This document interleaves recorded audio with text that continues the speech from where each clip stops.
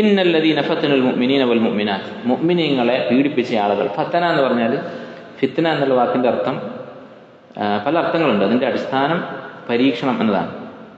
അതുപോലെ തന്നെ മറ്റൊരർത്ഥം തീയിലിട്ട് കത്തിക്കുക എന്നർത്ഥമുണ്ട് ഫത്തന എന്നുള്ളത്. ഇത് രണ്ടും തമ്മിൽ ബന്ധം എന്താണ്? സ്വർണം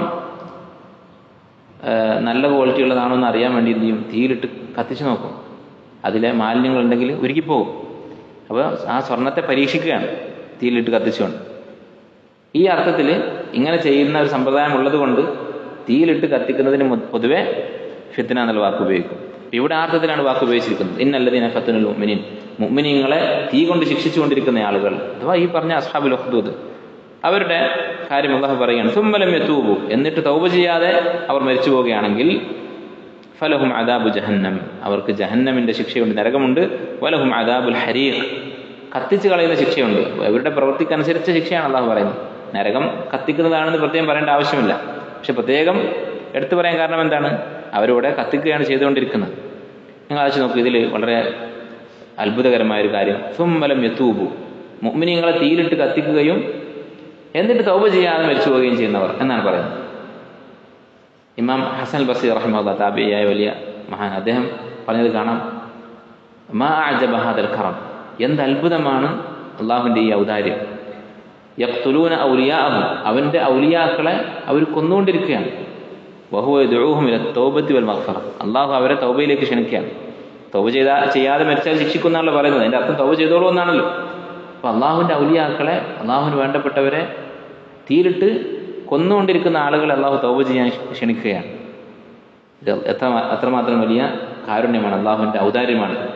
അപ്പോൾ നമ്മുടെ തെറ്റുകൾ എത്ര വലുതായാലും നിരാശരാവേണ്ടതില്ല എന്നതിന് മനസ്സിലാക്കാം. നമ്മളാരും കൊന്നിട്ടില്ല, ദീനിൻ്റെ പേരിൽ ഒരാളും പീഡിപ്പിച്ചിട്ടില്ല. അപ്പം അത്ര വലിയ തെറ്റ് ചെയ്ത ആളുകളെ വരെ അള്ളാഹു സുബ്ഹാനഹു വ തആല ആശ്വസിപ്പിക്കുകയാണ്. അവർ തൗബ ചെയ്യാൻ തയ്യാറാണെങ്കിൽ അവരുടെ ആ തെറ്റുകൾ അള്ളാഹു പുറത്തു കൊടുക്കും എന്നർത്ഥം. ഇന്നല്ലദീന ആമനു വഅമിലു സ്സാലിഹാത്ത്, അപ്പോൾ പീഡിപ്പിക്കുന്ന ആളുകൾക്ക് അദാബു ജഹന്നം, അദാബുൽ ഹരീഖ്, അതാണ് അവർക്കുള്ളത്.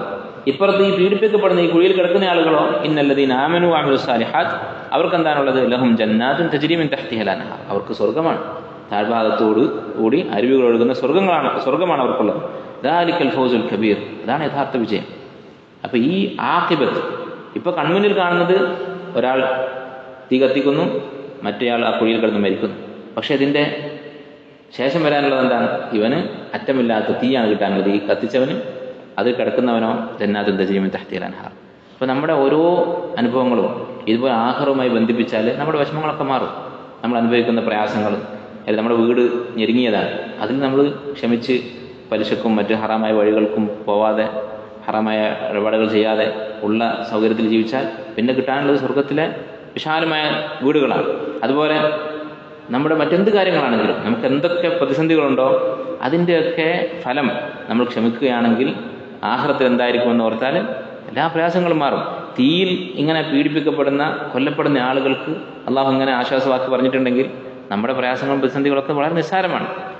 ഇതാണ് ഈ സൂറത്തിൻ്റെ ആശയം. അതുകൊണ്ടാണ് മക്കയിലുള്ള സഹാബത്തിനോട് അള്ളാഹു തആല ഈ ആയത്തിലൂടെ സംസാരിക്കുന്നത്. നിങ്ങൾ ഈ അനുഭവിക്കുന്ന പീഡനങ്ങൾ ഇതിലും വലുത് കഴിഞ്ഞു പോയിട്ടുണ്ട്.